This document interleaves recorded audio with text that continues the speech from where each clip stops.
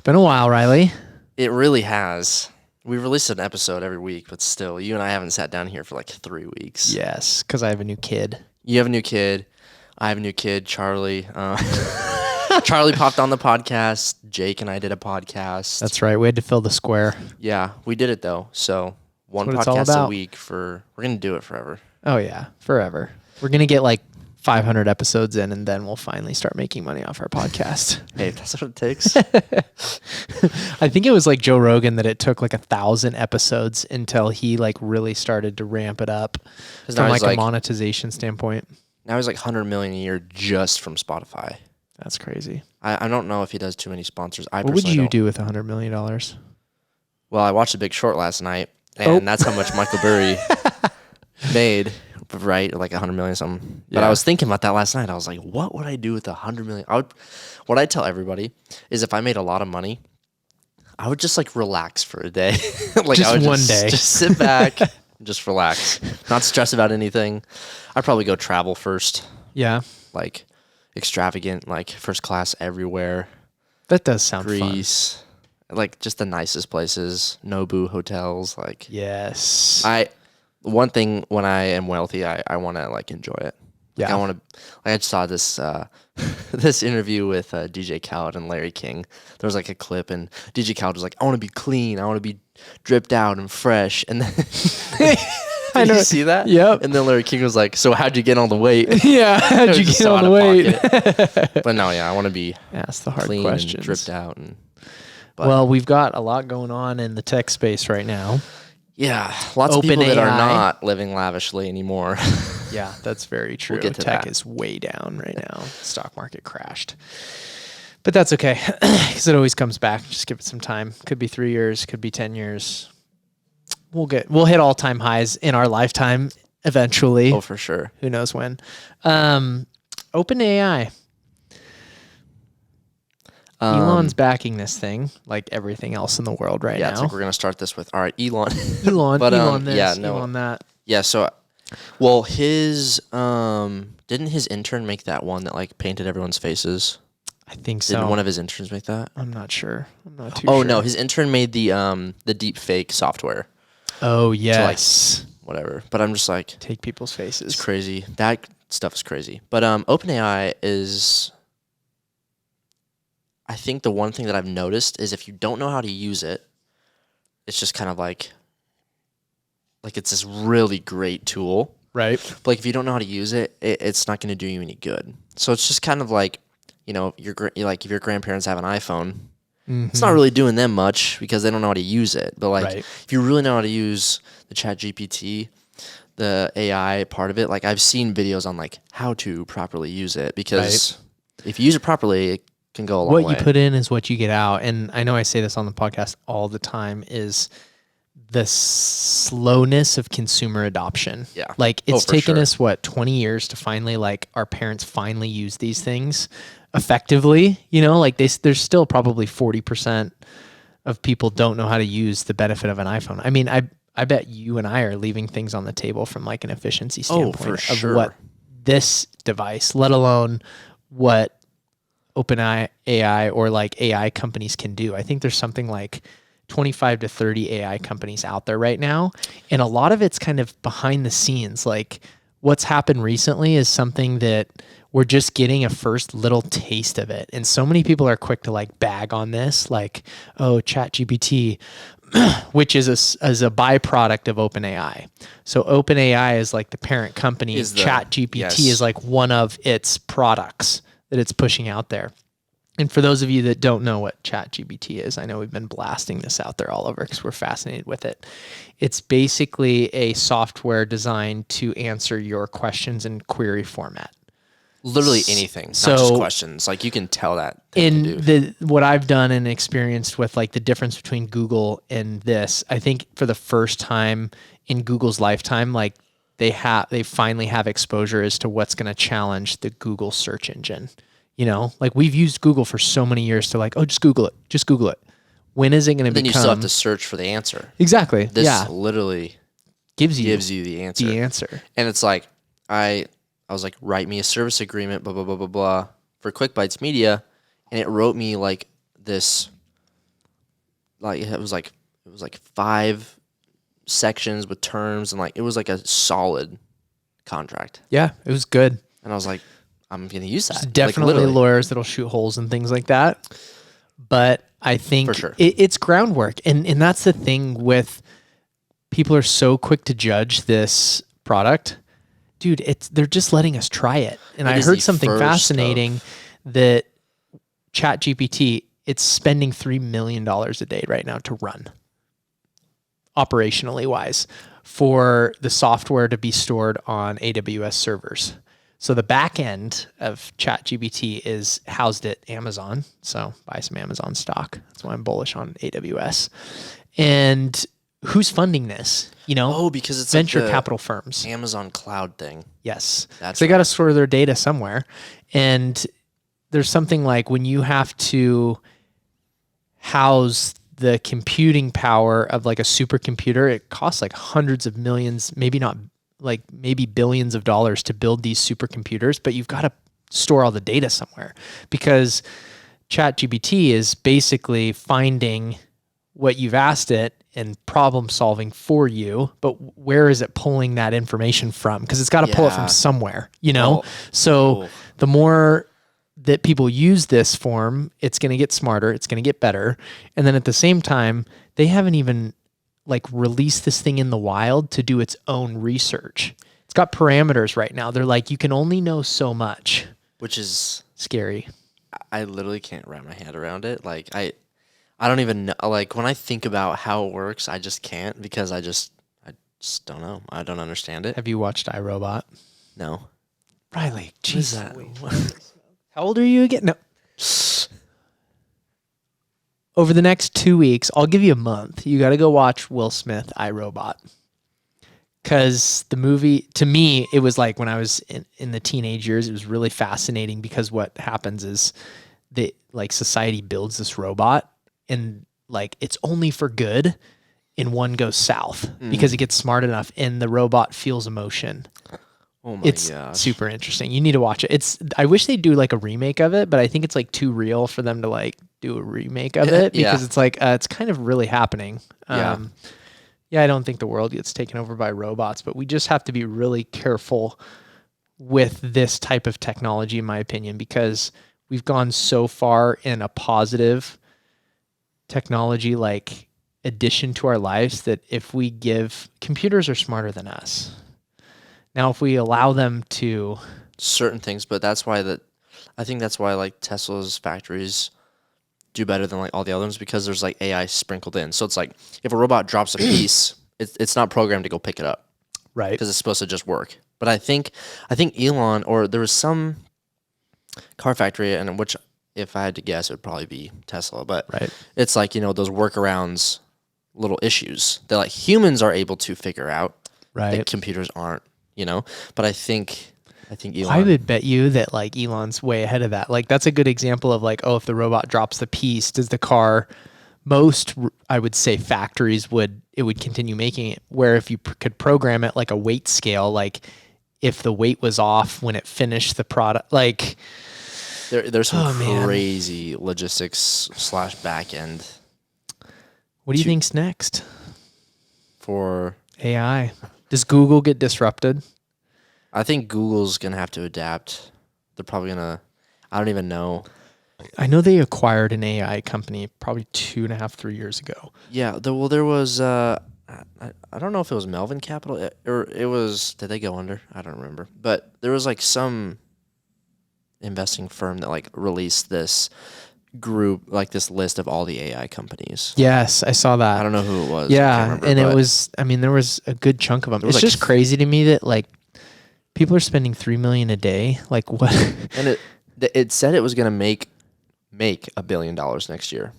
Revenue. So that's interesting. Well, revenue. I'm not sure if that's profit, obviously, but it's just crazy. Who's paying for it? VC dollars and. The application of some of this technology is really interesting because it's this multiple layers in of disrupting so many educational backgrounds. Could you imagine if you had this in high school and it's your teacher would be write an essay about this book? And what was cool is I've seen a lot of teachers give their feedback on it. Oh, you have? I haven't seen any. And it's been like great because there's a good majority of them that says we're going to do all of our writing in class now. Oh dear. Oh dear Lord. But then he did it for a few book reports and he said, yeah, it's a C+ type answer because you could tell it's so surface. It's written very well. So I feel like a good English teacher can pull that apart, knowing his students, things like that. True. Yeah, for sure. But for those of you that just want to get by, get the grade in school, get through. I've heard lots of people already using it. It's all about where you can find the answer, not if you can memorize it, in my opinion. And school's got to really start to lean on that, I think. Well, just like when you were saying, it took us so long to adopt iPhones. Like, why couldn't they teach us how to use them for the better in school? Like, as our kid, like integrating this like technology that we habits. have. Yeah. Like, sorry, but I probably write like twice a month. Yeah. Like, in all honesty, like I'll write my to-do list. You spend half a semester of cursive in second grade? I didn't even take cursive. Well, I did. In second grade, I took cursive, but that was the last time I ever wrote cursive. Yeah, it's like there's so many, I don't know. I think education's in for a big wake-up call. My grandma knows how to write shorthand or whatever that is. Do you know what that is? No clue. It's like literally a different language. Like you write like 4 letters and it means like a sentence. Like it's like that's weird. You, like cut everything in acronyms, crazy. Things like that. But yeah, I don't know. I think the education system is in for an awakening in the next 50 years. Hopefully in the next 10 years. Right. And not like in a negative way, but like education is something that has not really advanced or progressed in a long time. Yeah, it's gonna be really interesting to see because a lot of these big tech companies have like an educational platform built into them now, and there's so much online free education. We could go on and on about this for hours, but yeah. SBF, Sam bank run fraud. That's what they call fraud. So he got extradited. Yes. So bringing him back to the U.S. I'd be so scared. Can you believe that they did their accounting on QuickBooks? It seems multi-billion-dollar company. There was no structure to that business at all. They said they just found like another $1 billion of assets somewhere. Well, they were like keeping track of something. I can't remember. I mean, it was something with like, how you said the QuickBooks, like for the accounting. There was something else where I was just like, oh my gosh, I don't even do that. Like, just insane. And like when they talked to Chamath, they were just like, go fly a kite. And he's like, all right. And then like, lo and behold, Chamath was like, I knew it was coming. Like, yeah, you could see the writing on the wall. But, well, I just saw the thing this morning that 2 of his employees turned on him. And that's why that they were able to like extradite him. Bring him back. Well, someone's got to turn on him eventually. Yeah, for sure. You can't make that kind of... After they're like, all right, we took everyone else's money. And then they're like, wait, where did mine go? Where did mine go? It's gone too, buddy. Sorry. Yeah, I'm curious to see how they unravel this thing through like the bankruptcy filings and the court proceedings, things like that. Because hopefully customers can get their funds back. And I think that there could be potentially enough assets on the books to at least get a good chunk of customer funds back. Yeah, well, we'll see. I mean, there's some money out there, but there's some people that lost a lot of money on this thing.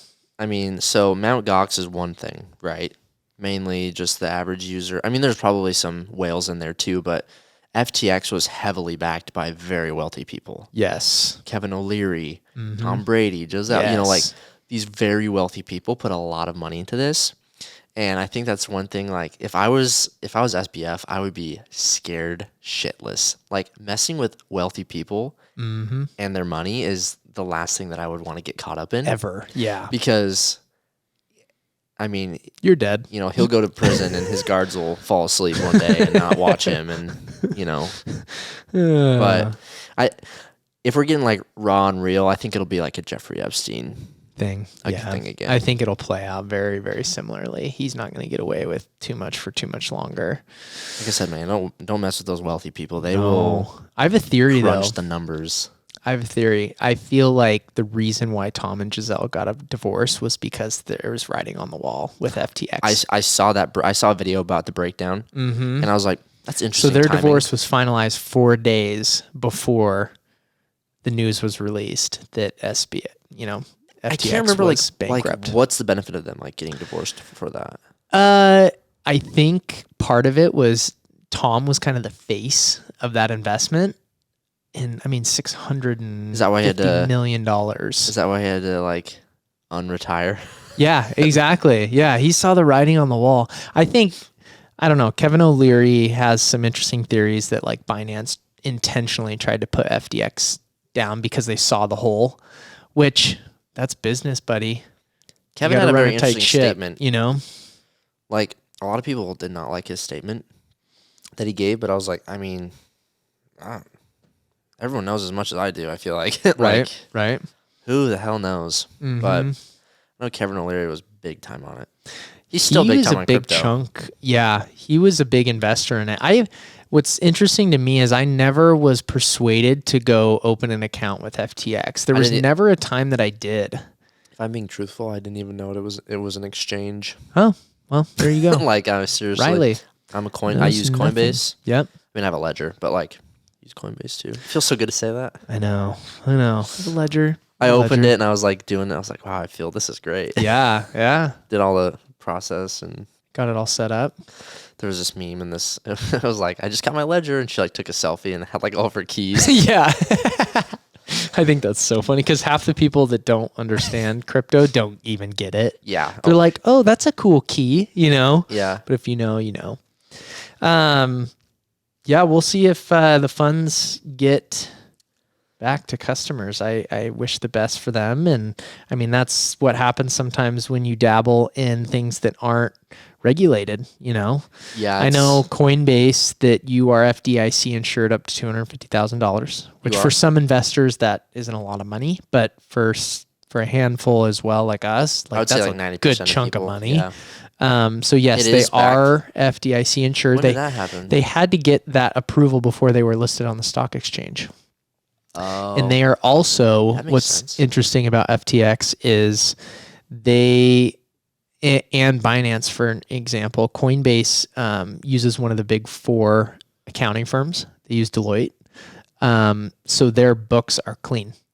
That is crazy to me. Like when you go, like when you scale and you look at a huge corporation business, billions of dollars on the spreadsheets, like there's just like these accounting firms that are like just the big four. Them. Yep. Yeah. I don't. There's Deloitte, and I don't know the other three, but it's like you call them the big four, and they do the accounting for basically 90% of like the S&P 500. But like you get to that point, Blake, and you're just like, that's a different level of like money. Here's my theory though that I heard from an accountant. Okay. It's all the same framework. You're just adding more zeros. I mean, yeah. You know? Yeah. Like it's still within all of that stuff. And you're just adding more zeros to it. I had a funny email with an accountant this morning and I said that, yeah, it's going to be different, but I don't have as many zeros as your other clients. That's funny. Yeah. CPAs are important. Yes. I mean, even though, like if you have just a W-2, you could probably just slide with like whatever, like TurboTax or whatever. I had a CPA told me, he was like, you don't need me. Yeah. He's like, I could charge you. He's like, you don't need me. And then like when you sprinkle some 1099s in there and like. It took me a good solid 10 years to really need an accountant. Yeah. Like that can guide you and give you advice because for so many years I was W-2'd employee. And then I also had my real estate company, but basically all you're getting is a 1099, you know? So that's just additional income, you know? Well, I got boned last year. Well, I didn't get boned. I almost got boned because I almost went and did all my taxes myself. And something was wrong. Like, I don't know if TurboTax read my TD Ameritrade papers wrong or something, but there was a disconnect there and it was like $8,000 difference of taxes. So I saved $8,000 and I would have had to pay that if I just went through. But I was like, this isn't right. So then I consulted a CPA and then actually. Yeah, it's always good to know that stuff. Like I see so many people in business that completely disregard their taxes and they solely rely on their accountant to know everything. I feel like you need to know enough. Like that's why I hired them, but also I want to know what they're doing, why they're doing it. I want to be involved too. Granted, I'm not going to spend the time to like do it myself, but right. Exactly. You want to be able to look at it and understand it because so many people get their tax returns that are growing in business and they're like, well, I don't understand this. He'll figure it out for me. Yeah, I've never been like that. It's like you want to at least understand it enough to be able to make some decisions on your own, because the emotion behind money and all of that stuff, accounts don't know how you feel about your own money. They can try. Yeah. But well, like if my account was like, yeah, we have to do this because of that, I'd be like, I would ask like 20 questions. I was that kid in school, but like I'm grateful that I asked you were questions. That a-hole in school. Not in front of the class. I have a question. Not in front of the class. Okay. But yeah, so what was I gonna say? Oh, Simon. I guess Simon Properties. No. The real estate REIT. No. Simon. You probably saw him at Cars and Coffee all the time. Yes, I know Simon. Yeah. So he's going to school at is it the University of Seattle, right in town? Yep. The private school. USP. I think. Yeah, he's in for finance, and he was like, "I'll hook you up when I'm there, like as a CPA." So I was like, "We got a CPA when we're ready." Ooh, yeah, and he likes cars too. He came by the office like last. Did he? A week and a half ago, but I think you were out. Missed him. Oh, it was the day you had your kid. So. There we go. But yeah. 12, 22. After watching The Big Short last night, I'm like, date. Do you want to go in finance? What day was it? 12. That's when my sister's 4'4", I'm 9'9", and my brother is 12'9". We almost got 12'12". That would have been cool. My mom was not. She couldn't hold it. She couldn't hold it in. Yeah. Another 3 days. Well, we've got some breaking news in the world of golf. Oh yeah, I totally forgot about that. Yeah. I think we're getting LIV versus PGA at the mecca of golf. If someone doesn't get in a fist fight, like I'll be surprised. Yes. If Rory's shirt isn't ripped by the end of the round, that meme you sent me was hilarious. LIV Golf is allowed to play at the Masters this year. He didn't say it straight up. It was just like he didn't say they can't. Like I read the statement. Yeah, and it was kind of like the statement that did come out. It was it had some ambiguity to it, where it was like, interpret at your own cost. But basically, they're saying, yeah, we're going to allow all golfers, because it would have been if you really think about it, like past Masters champions like Dustin Johnson, and a handful of these other guys that are these top players on the LIV, Phil Mickelson, Cameron Smith, he's like almost the world number one right now. Like, it would have been wild to hear all the backlash from that. And I feel like if they wouldn't allowed them in, it would have changed the scope and the outlook of golf for the next 50 to 100 years, or it could have changed it completely, because for sure. Then LIV would have done their own and allowed the PGA guys in probably. Yeah. You know what I mean? They would have capitalized on that slip up. Are you kind of saying it was for the Masters reputation kind of thing? Yep. I feel like it sucks to have to let the LIV golfers in, but you kind of have to do it because there's too many good players also, over there now. Why does it hurt the Masters? It's not a PGA event. If they don't, just the history of golf. Well, dude. no, I'm saying why does it matter if they do play in it? Oh, exactly. Because it's not like a PGA event. So it's like an unbiased golfing event. Yeah, because it's the members that run the organization. Yeah.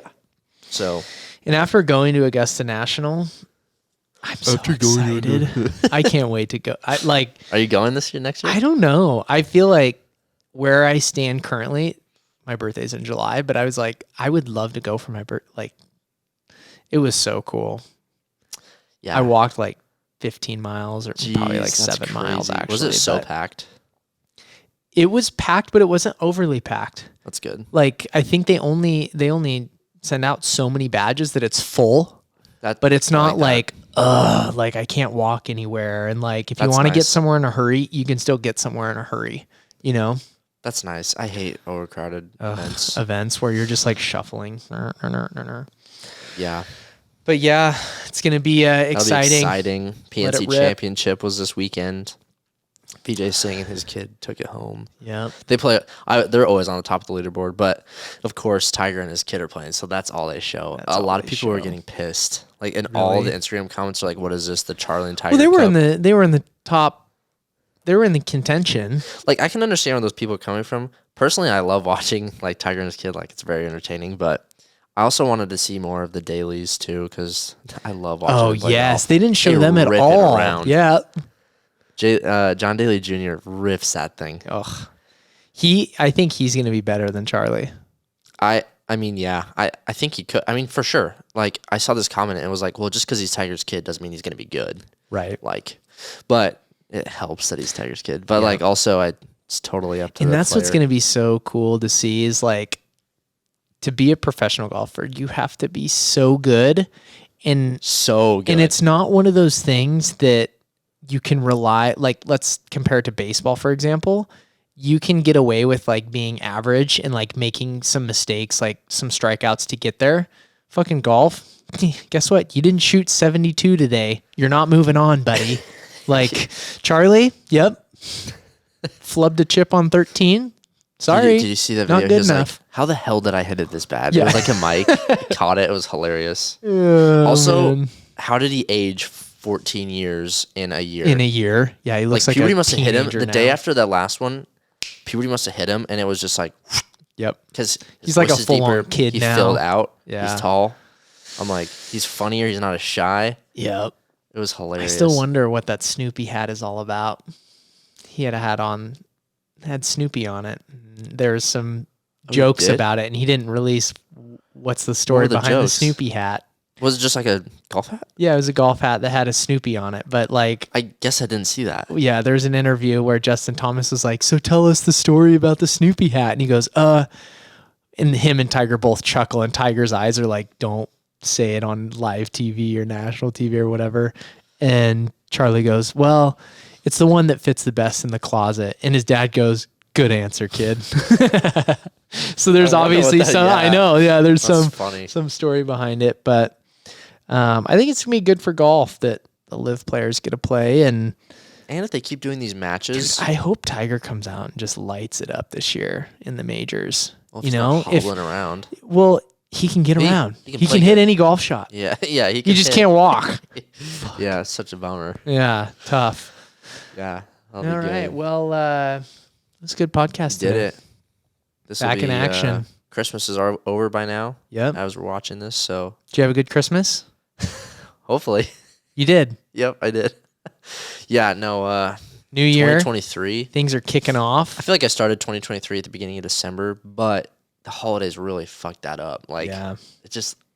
I feel like I was glad the holidays were like you get that break for a full week because Christmas is on a Sunday and New Year's is on like a Monday. Yeah. But at the same time, it's like I got an email today that someone's like, "Okay, well we'll set our meeting for the 12th of January." I'm like, "That's 22 days away from now."